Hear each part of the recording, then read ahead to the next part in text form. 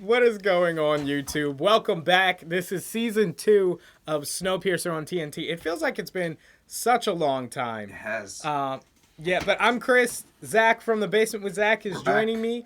We are going to be covering all the episodes of Snowpiercer. We're going to do reaction, in-depth review, and theories, all of it. One side of it's going to be on WeSibs, the other side is going to be on Lataquente Ledger, so be sure to subscribe to both channels and click the bell so that you can get basically 2 videos for every one episode of Snowpiercer. That's a great price, Chris. That's great. An amazing deal. Capitalize And on it's that, all people. free. It all is. free. For now. So for this episode, we're going to talk about the 3 biggest takeaways and just kind of decompress everything that happened in this episode. So, Zach, why don't you start us off with what is going down? Martial law has been declared.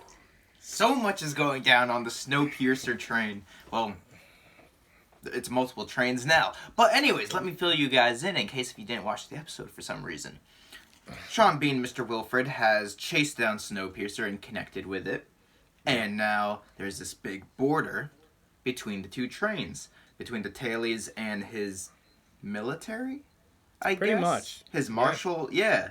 There's all this social unrest on the train. So many moving parts going on right now. You see, here's the one thing, though, that Snowpiercer has going against it, is that Wilfred's people, Sean Bean, they are united. They all know what's going on. They have one goal. Alright, there's no confusion on that side of the train. But on Snowpiercer, everyone's still fighting for a power grab. They just had their independence war. It's a mess. Yeah, I feel like Wilfred couldn't have picked a better time to insert himself into the situation when Snowpiercer has no clear leader. I think this is just the time where all the people on board would want someone who's going to come in and lead in strength. Wilfred is obviously the easy pick, I think, for both sides. For the upper train people and for the tailies. Yeah, I know he's supposed to be a villain, but even I'm rooting for him. Because I was thinking, I know Layton's supposed to be the leader, but I still think Melanie's the leader. And then I guess Ben is acting as the real leader. So, yeah. And so with that, we have Layton basically declaring martial law on the train. You got to remember, they had fought this entire season plotting and planning to take over so that they could have their independence and freedom. And it's kind of, they're speaking about kind of society as a whole, saying that it's all one big circle. You get one person into power, you think they're going to free you, and really they just put you back under their boot as It's the more like last under new administration or the management, last control did. Yeah, Layton's So- become what he swore to destroy. Yeah, And it's not going to end well for him at all. I don't think so. I And think he's like going you to had die. alluded. He's going to die Yeah. eventually. Especially now that they have okay. Sean Bean. They don't need him anymore. So you're predicting that this season that Andre Layton will die. See, I don't know if he's going to die this season, but Okay. he's going to die soon. Maybe next season. Maybe for the finale this season. Ah. Because you make a good point. With Sean Bean and Melanie there, Dre Layton is really just the leader of the resistance. But now that things are going back under Wilfred's control, as far as we know it, we'll get back to that a little bit later. But now that they're basically back under his control, he has the decision to either freeze them because they have no power, or keep them alive. So they need him. And he's going to use that Absolutely. for political gain. It's funny. I mean, Mr. Wilfred has definitely kept all of the best things for himself. Chris, would you like to tell us about these little toys and achievements that he has? Yeah, I mean, well, Wilfred, obviously, he's got this amazing train, the Icebreaker. It also seems to have pretty unlimited food. Now, again, they're working with a smaller crew on Icebreaker, so those luxuries are probably easier to come by because there are fewer people consuming all those things. But yeah, I mean, he's got all the gadgets and gizmos. He's got basically the Batmobile in train mode, and Snowpiercer's looking mad weak, even though it's got so many cars. That's a really good point. And also, his crew they just seem so much more competent. Because if we look at the security force that's on Snowpiercer, it's like an ex-soccer player and like some low-level cop and then some lady. I think she was like mall security. Like, it's just really low-level people. And then over there on Icebreaker, we got Bob, this giant Who man, knows? the juggernaut Yeah, so showing so up. let's talk about Bob though. So we Yeah, have Bob at the border. This dude has Border been Bob. experimented on. Border Bob. There's a scene where Melanie is being treated by some doctors. I think they call themselves Hmm. the Doctors Hayward or something. But they Hmm. seem super giddy, like they've been experimenting on people. Remember, they said at one point, "Oh, you're lucky. We've had so much time to figure out these medicines on other patients." But I think Bob is one of their patients, and they Yeah. experimented on him. Oh man, yeah. That just see. I think Bob is just the first of many. There's going to be a Mm. lot of. They can do anything now. I mean, if you can get away with Bob, there's going to be all kinds of advancements and nanotech type of things popping up now. Just Yeah, mixing this up even more.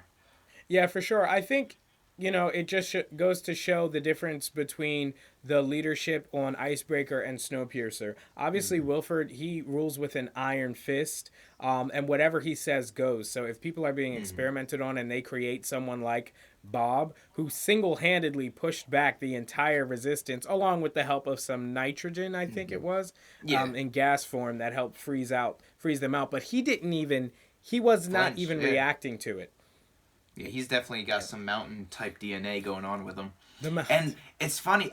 You mentioned uh, Mr. Wilfred's Iron Fist. But his people seem to be content with him. There's not many Yeah. complaints going on over there. It's Yeah. yes, he's very strict and orderly, but I think he's a good leader in the end of the I mean, he's got some issues, of course, and we see that in the Yeah. movie as well. And Sean Bean did a great job as being Mr. Wilfred, by the way.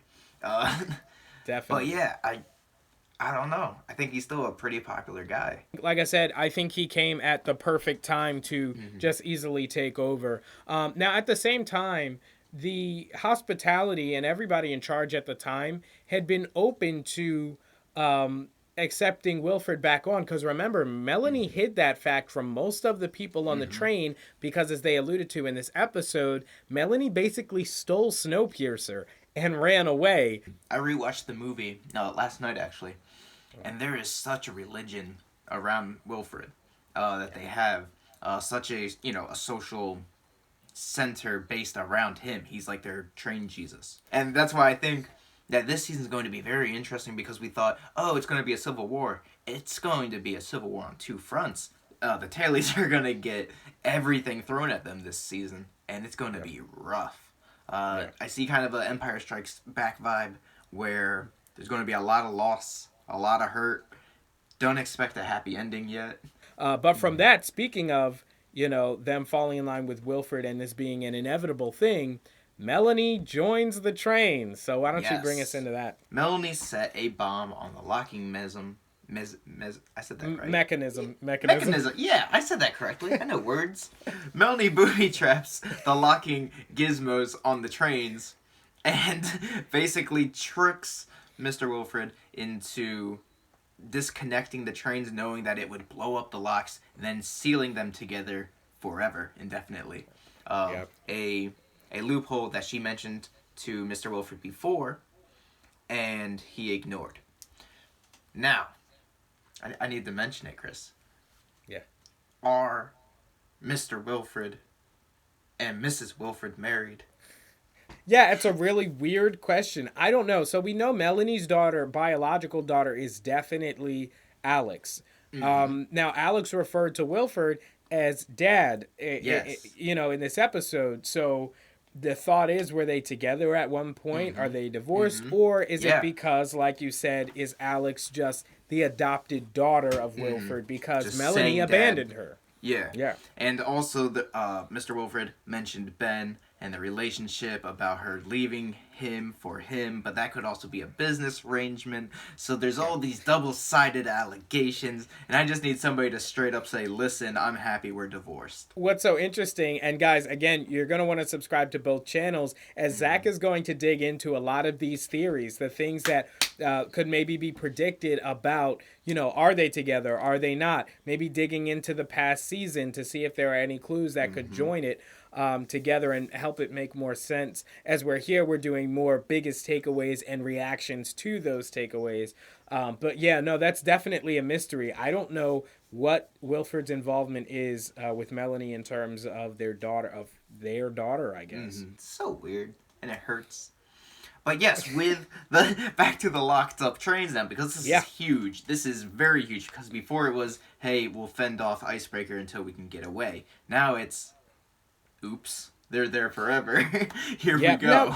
Now here's a question, and correct me if I'm just not thinking of this Yes, right. But if Icebreaker is now attached to Snowpiercer, yes, don't the trains individually connect and disconnect car by car? Like, why wouldn't Wilford then just advance to the next eligible car and disconnect that one? So that's a good question. But I think the way the trains were designed, they were designed to never disconnect.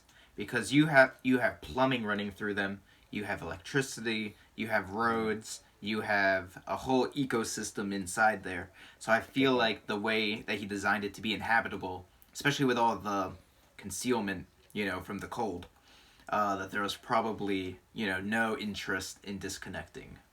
But it could still be a possibility, because anything that can be put together can be taken apart. I lean toward your theory that they can't be disconnected because obviously no one knows the train better than Melanie and Wilford seems to have accepted the fact that they're joined together, at least for the foreseeable future. But with that, let's get into that next episode, which is Wilford's basically making the rounds for re-election. We see him going through the different cars, Nice just suit. having a grand old time. Yeah, exactly.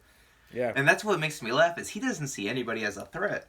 Even at the border situation, he was just kind of like smiling the whole time, just kind of like, hey, I'm happy to see you again.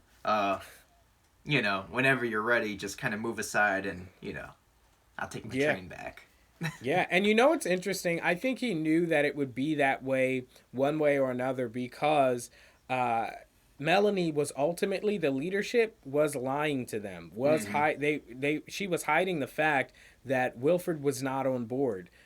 So him coming back in, he could say, look, I had nothing to do with what's happened, what's transpired over the last 7 years, but I am the rightful owner.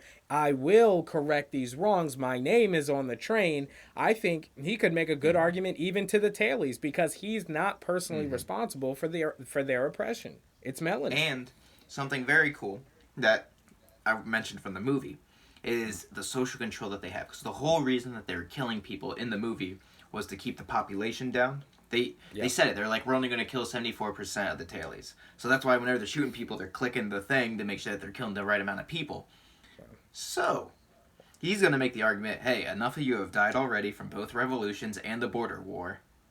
Come back as higher citizens because you killed them and now you have to replace them, to which they're going to love. So I think it's going to come down to just Andre, Melanie, his baby mama, Ben, and that's about it. We're going to have like a 6-person group. But I think that almost all of them are going to be fighting for that top spot. It's a fragile alliance. It definitely is. So it'll be interesting to see how it all plays out. Of course, as always, we want to know what you think, what your predictions are. So let us know down in the comments below. Now, we're doing this season, again, pretty differently. So if you want to get the review and the theories, you got to follow La Quente Ledger, as Zach is going to be taking over that. We're going to come back together for the finale. I'll be handling the biggest takeaways from the episode and the reaction. So you'll be getting basically 2 episodes for every 1 episode of Snowpiercer, in-depth analysis covering all the bases. So be sure to subscribe to both. Well, thank you guys for watching here at the Wedger Collabing Institute of Learning. This is Chris and Zach talking about Snowpiercer Season 2, Episode 1. Thank you guys for watching. Peace out. Peace.